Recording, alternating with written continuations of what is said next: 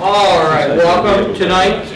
We're here to interview World War II veteran Stan Davis. We're going to let Stan go from his prepared remarks to start, and then we'll kind of wing it from there. This should make it interesting. Stan? Good evening, folks. Good evening. Good evening. This is my service history from day one till I got back home. November 16th, 1942, down here at Doherty's drugstore. I boarded a bus for Syracuse to be inducted into the Army. Returned home a week before being taken for training. And this is Thanksgiving time, so it didn't make any difference. November 23rd, 1942, left Morrisville for Fort Niagara in Buffalo. November 28th, left Fort Niagara for Atlantic City for basic training. The basic training was supposed to take 6 weeks, but on December 20th, I left Atlantic City for Chicago to the Aeronautical University. May 43, went from Chicago to St. Louis to the Curtiss Wright factory for training on the A-25 attack bomber. Took an A-25 to Drew Field, Tampa, Florida. I rode, I didn't fly it. From Tampa to Waldoboro, South Carolina, to New York City to go to Europe. 27th of February, 44, left New York City for Lingman, our base country. And we went all by ourselves on the Mauritania. We did not have any escorts, anything else like the rest of them. This Mauritania would really travel. And they did some zigzagging around, but we made it in great shape. Arrived March 6th in England to Christchurch in southern England. D-Day, June 6, 1944. That's the day that it all started. I went in 19 days after D-Day. Left England June 25th for France as advance party to set up base in France. And that is my first view of France. I took a truck in, because I was about the only one in our outfit that was a heavy truck driver, because I'd been driving for Moses Cronk before the war started. And I set up the base, helped set up the base in France where we were to be at Picaville. And the bases in France, they were all dug out of between hedgerows and so on and so forth. They had to take a lot of hedgerows and stuff out because they had hedgerows and small fields all around. From France, went to Aphoven, Belgium, to Kitzingen, Germany. VE Day, May 8, 1945, was at Kitzingen, Germany. And I don't know whether you got any pictures of that or not. We'll find out. Yeah. And as we were all lined up out celebrating this victory, 3 German pilots came flying around, and we began to wonder what was going on. And they landed on our base to surrender rather than surrender to the Russians. And one of them brought his girlfriend with him. And I had... Right here. Oh my gosh. Yeah, there we are. And one thing I have to laugh about on that deal, I had a pilot, I was crew chief, and I had a pilot shot down, and he came back that day or the day before, I don't know just which it was. And they had everything all prepared. They was going to feed these Germans. And he was upstairs where they was going to be. And he says, they ate feeding them. They didn't feed me like that and throw it out the window.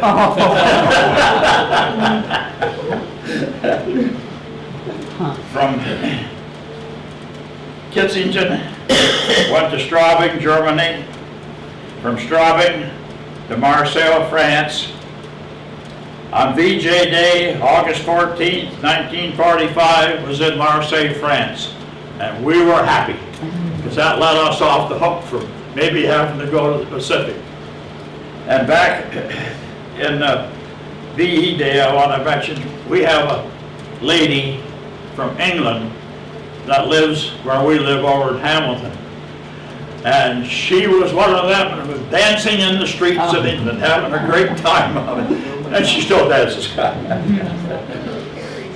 Left Marseille on 15th October 45 for the U.S.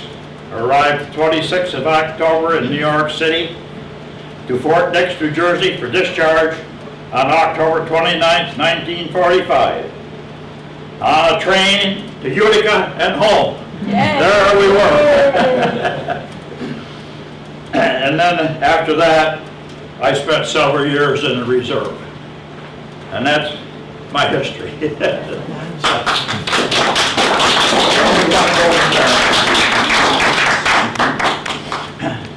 We'll go back and we'll start from the beginning. All right. So, these are some of your papers. You want to talk a little bit about what basic training was like? Well, basic training down in Atlantic City was just being able to get together, march together. There was no big deal, really. And in Chicago at the Aeronautical University, we trained the same way. But then we were out on the Lake Fort Shore to do the deal. And let's see what we got up there. So this is actually your order to join. You can't read it very well, but it actually says he's being picked up at Doherty's Pharmacy. Yeah. So he actually was, the paperwork even said pick him up at Doherty's Pharmacy. See, it says Greyhound at Doherty's drugstore. Oh my gosh. This is, go ahead. How long was the training? Now, I'm making a leap of faith that you were trained as an air pilot. No, I was crew chief. We'll talk about that in a second. Okay. I kept the airplane flying. I had two people under me. I had my assistant crew chief, and then I had an armor that took care of all the guns and having the bombs and so on and so forth on the airplanes. And my assistant crew chief, he was from High Point, North Carolina, and the armor was from Cheektowaga, New York, out near Buffalo. And explain a little bit, Stan, were you responsible for a lot of planes or one plane? I was responsible for one plane. So you were responsible, and that plane had a pilot? Yep. That you would get close with. Would the pilots ask you to do things, gear it the way they wanted it geared, change things the way they wanted it changed? No, not necessarily. It was just to keep it mechanically safe and running. Ready to go. And speaking of that, I had two pilots killed. One of them died of wounds, and the other one was killed when he was shot down. This one died of wounds. He was from Hondo, Texas, a real fine fella, and he was returned to Hondo for burial. And this Pelletier, he was killed in action, and he was from Detroit, Michigan, and he was returned for burial in the United States. Okay, so talk a little bit, so you go from basic, talk a little bit about the types of planes you work on. Well, P-47, where are we? We haven't got one in there yet. Yeah, there's one, P-47 over here, yeah. All right. That was the main plane that I worked on, but down in Walterboro, South Carolina, we got P-39s for a while. And that's the airplane up in that corner that I went to school on in St. Louis and took one down to Tampa, Florida for our base down there. That we only had it for a little while. Was there a plane you preferred over any of the other four you worked on? P-47, best airplane ever built. What was your reasoning for thinking that?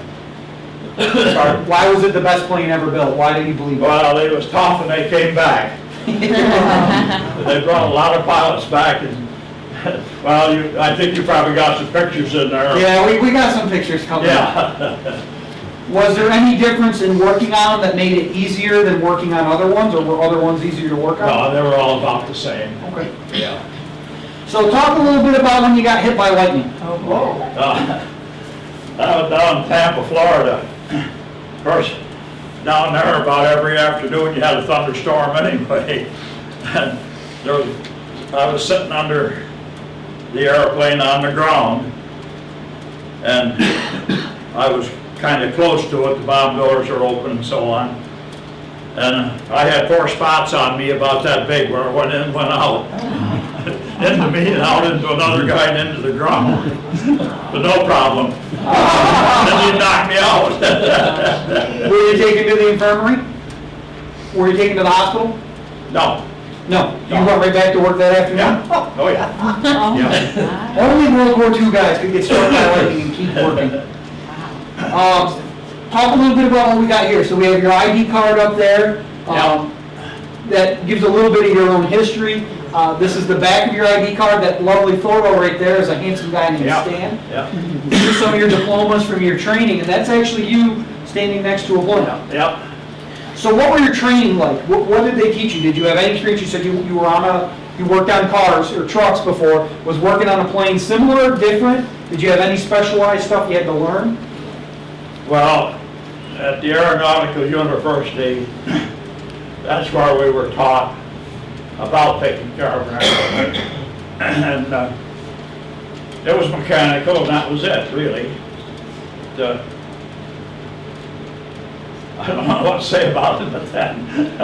Once you started working on, did you kind of throw everything you learned out the window and have to wing it and duct tape it, or did they actually keep you set up with parts and keep you? No, it just kept going from what we learned to start with. Okay. Yeah.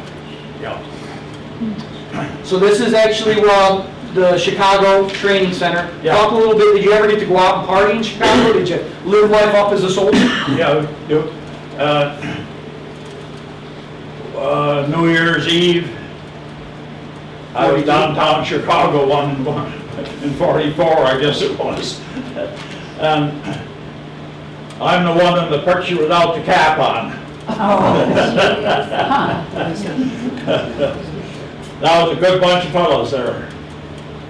Did you go overseas with all these guys, or were you split up after training? We were split up all over, yeah. We've actually determined since we started this, you're actually not in this photo. No. But you always point out there's one guy you don't like in this photo. Yeah. He's the guy yakking up there, the guy when you're taking the picture. Yeah. Talk a little bit about what were the model planes in the ceiling up there? I have no idea. What was this photo for? I think this is the one that was taken at St. Louis at the factory down That would make sense, the planes. at the A-25 factory, but I'm not 100% sure of that either. Talk a little bit about this. What was France like? You said that your D-Day plus 17 when you arrived? I went in 19 days after. What was France like at that point?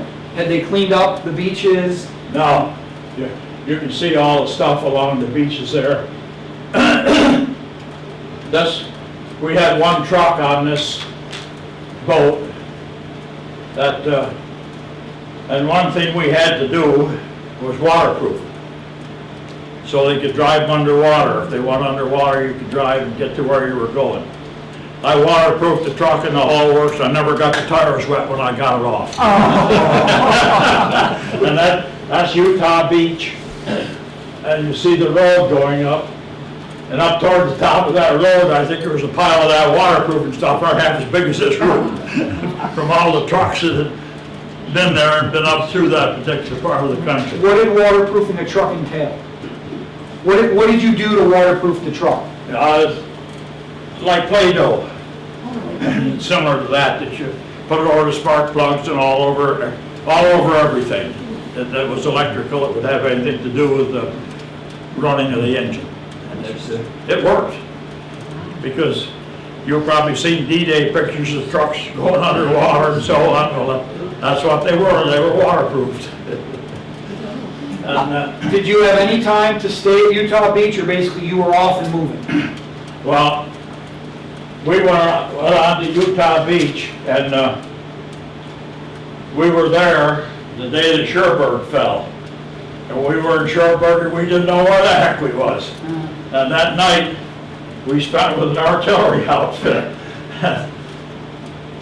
The next morning, they woke us up because they started firing and it started raining at the same time. And then we finally went and found where we were supposed to be for the base we were going to be on. And you referenced you were an advanced scout. Explain the role of an advanced scout. Well, You were basically the first one to show up and get stuff ready. yeah. But was it just you, or did you go with other people? No, I had other people. Okay, Oh, so if you guys are sent, you get orders and you go here, what are you doing? What do you have to do every time when you show up to make sure at least the basic stuff is ready? Well, more or less set up the headquarters and things like that. And that's gonna be a tent, that's gonna be, you're gonna quick build a building. Yeah, a tent, that's tents all over the place. Then that was about it. What about if there were buildings around? Could you, for lack of a better way to put it, confiscate a building and kind of make that headquarters? Oh yeah, on some bases we used the buildings. Like we were at St. Dizier, that was a French airport. And we lived in the barracks and so on and so forth there, which turned out to be a pretty good deal. And then a lot of the places, you lived in the tent or you dug a foxhole. Well, when we were first went into France, we dug foxholes to get in, because the Germans were still around there looking for things. If you were advanced and you found stuff, could you keep it? Absolutely, that's where the mixtures come from. If we got to a base where the Germans had been, boy, we ransacked that place right now. Now, you referenced pictures, what about weapons, what about stuff that we won't talk about because there's young minds here? Booze, anything like that, or no? Well, the only thing that I came up with a Hungarian automatic pistol Okay. that I brought home. And that was about it as far as that went. I suppose some of the guys kept other things. What about food? Did you ever come across food that you wanted to get? No, not particularly, no. But photographs and all that kind of stuff. That's our next part. Yeah, yeah. So this is Stan, you referenced, you actually had to get flight time even though you were a mechanic, correct? You had to fly a certain amount of hours? No. No, you don't? Okay. No. Did you ever fly a plane? Because you're sitting in the cockpit. I never got a ride in a P-47. Oh. I was going out in California when we were out there on a reunion, but I never did get into it. The most that I flew was C-47s for here and there. How cold was the winters that you were there? When we were at St. Dizier, France, it was snow all over the place like you can see there. It was cold, but the rest of the time it wasn't too bad. Talk a little bit about Jenkins Jerry Junkers. Yeah, well, that's us. The Germans were called Jerry's. And so, of course, we were an Air Force outfit shooting them down, so we were jumping them. And our outfit was just like one big family. We didn't give a hoot about saluting and all the stuff that used to go on like that. We had a new pilot come in, and he said something to Jenkins, the commander of our outfit, and the commander says, "Have you flown yet?" Yes, flown once. Well, he says, "We're here to do a job, and that's it. Don't worry about getting saluted to and all that stuff." So that was it.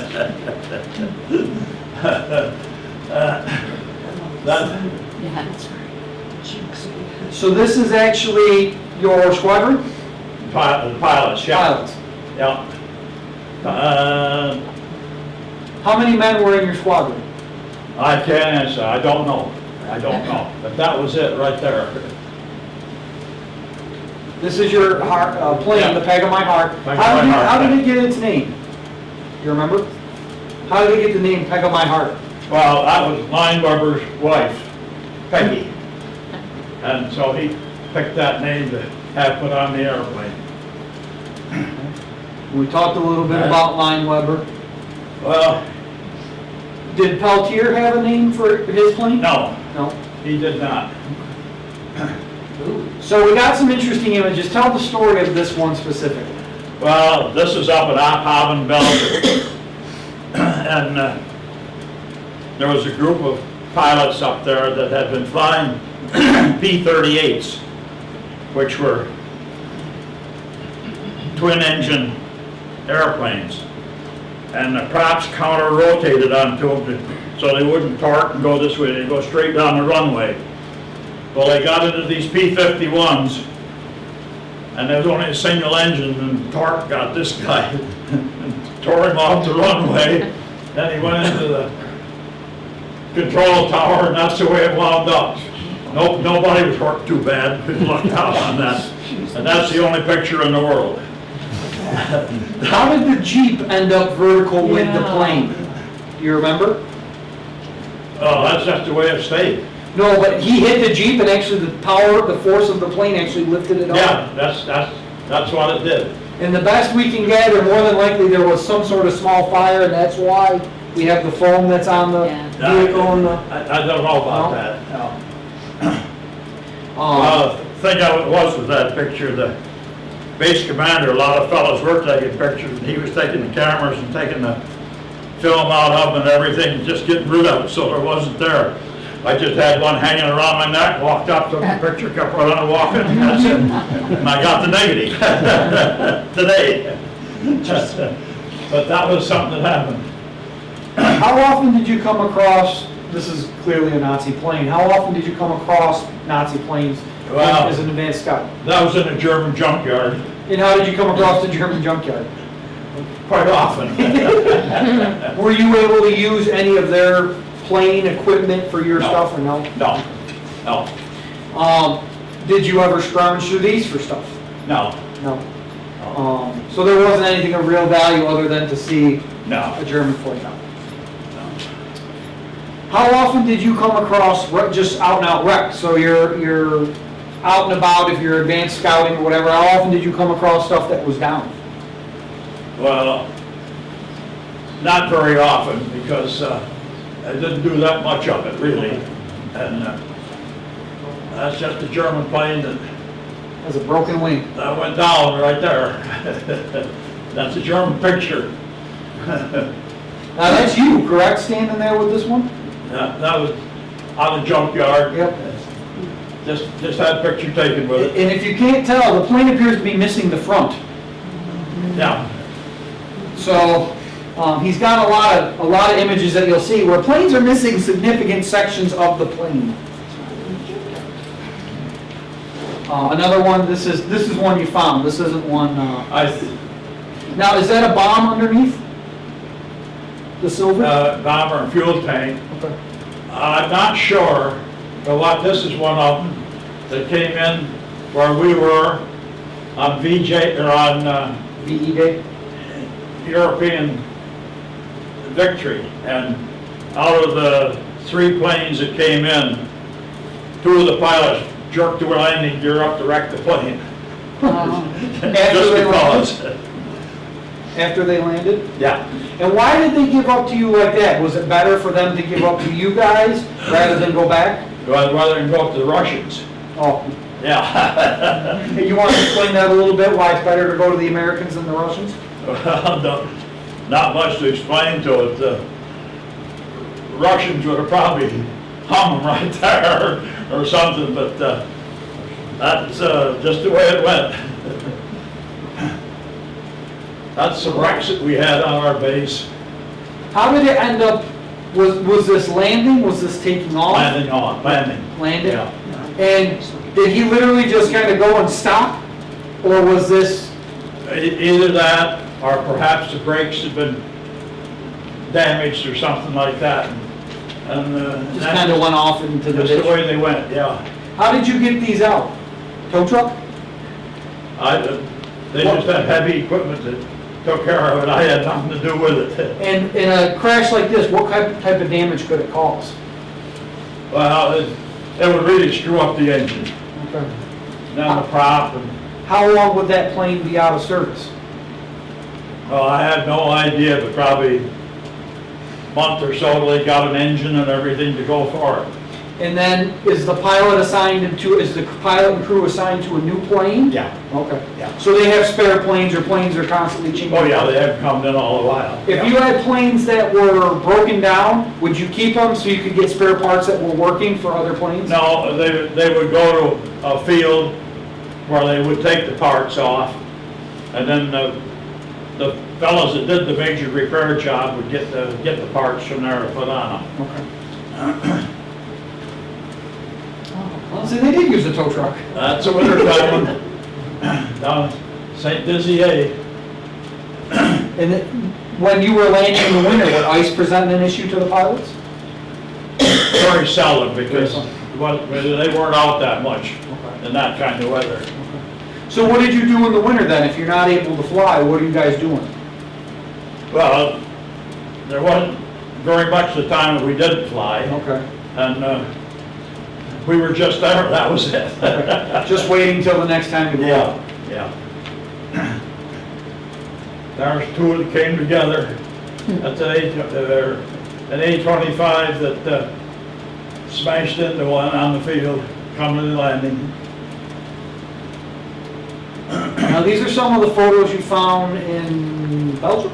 Yeah, somewhere around the country, that just the damage from the war.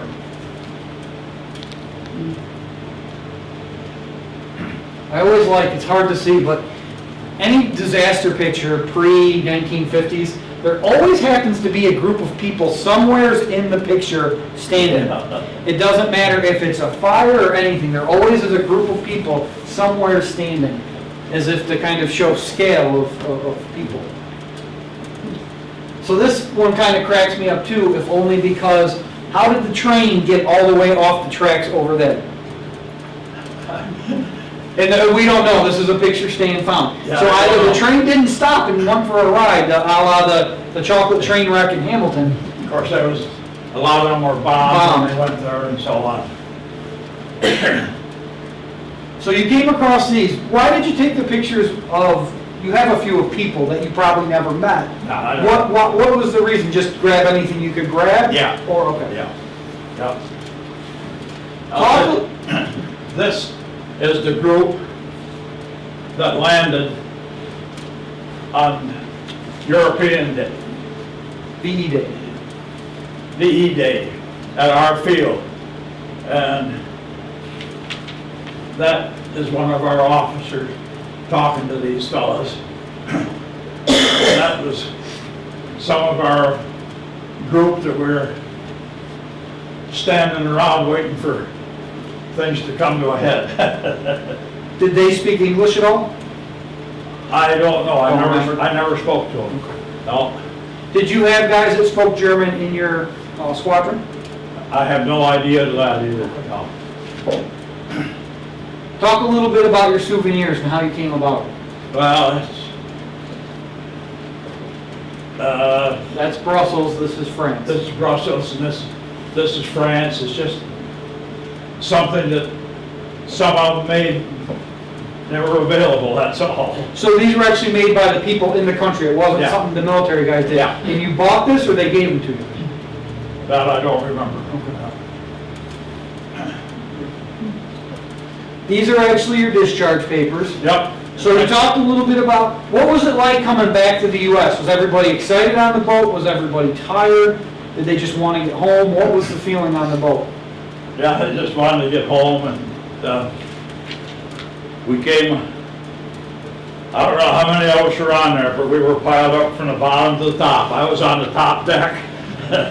Then we came through some rough weather, but that was the way it was. And we saw the Statue of Liberty, there she is. Yeah. How long were you at Fort Dix? What did I say? Do you remember?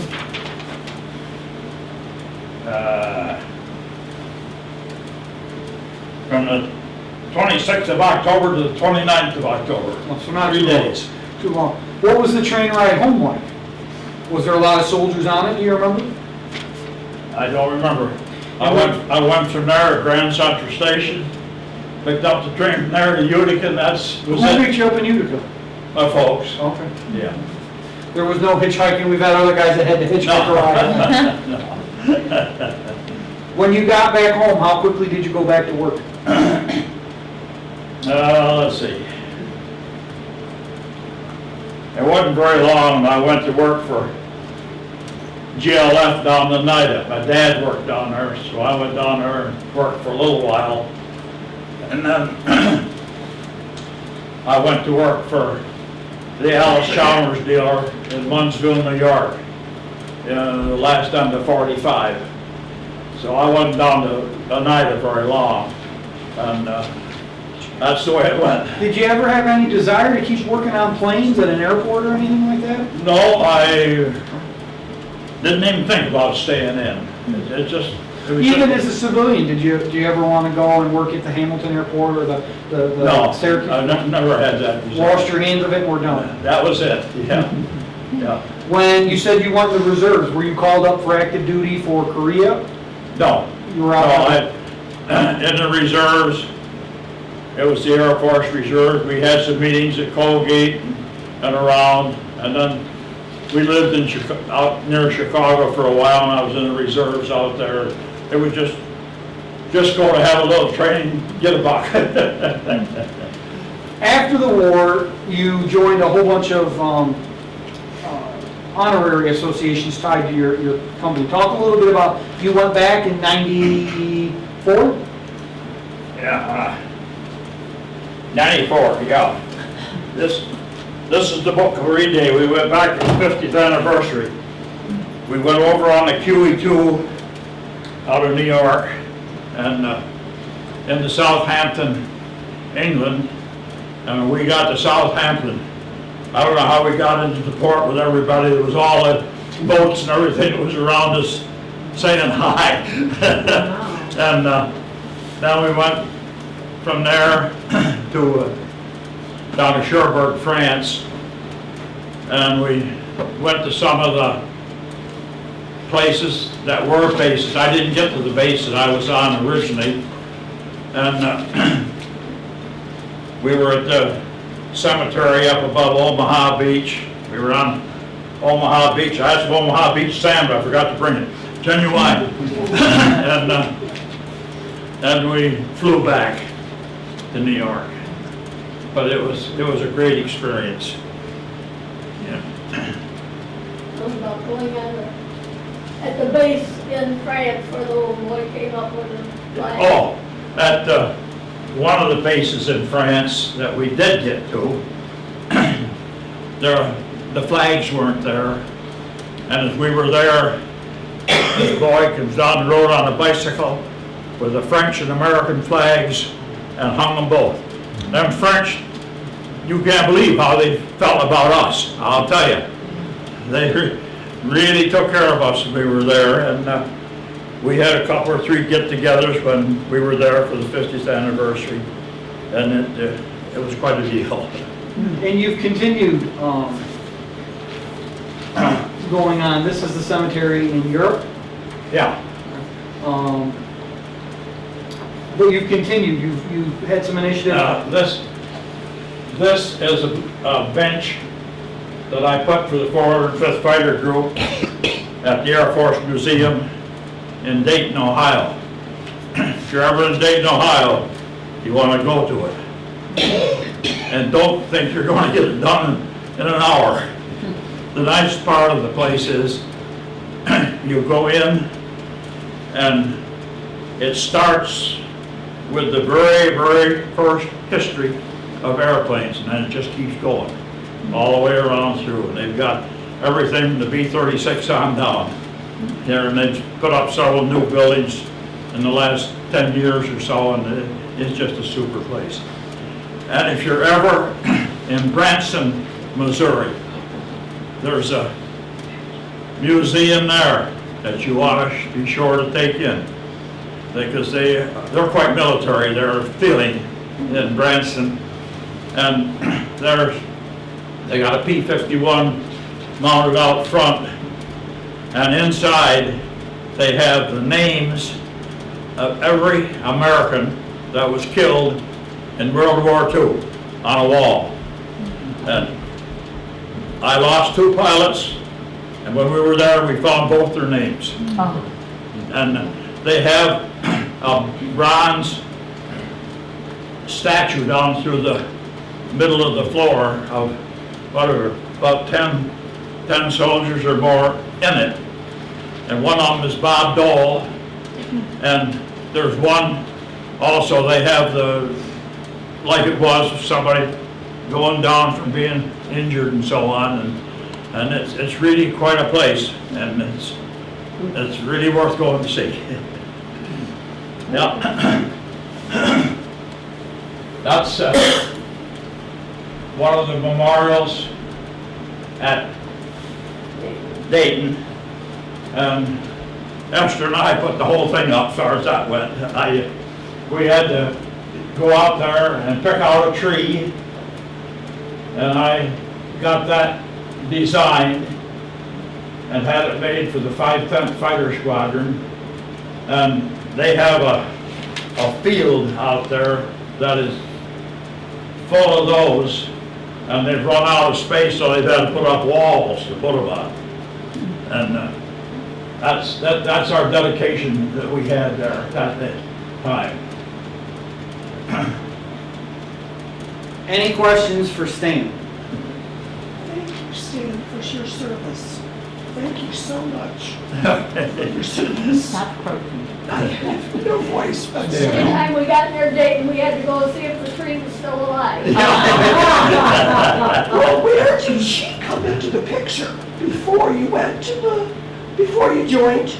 Notice how he never mentioned you. Well, we were in high school together. Okay. Yeah. Always in the same group, and yeah, we had dated. Okay. She gave him a break, she gave him a When break he got from home, work. I was at a teacher's meeting, and his sister came in and got me and took me outside to greet him home.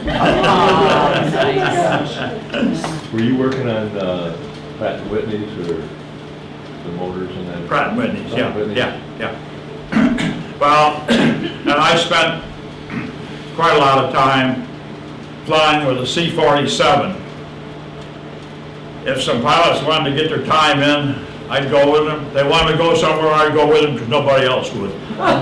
What the heck? We went to Scotland and around places like that, and also had some B-26 time for pilots that wanted to get their time in. And of course, I got time in that too. I got 181 hours in the air. Yeah. So you're welcome to look at the books. Thank you, Sam.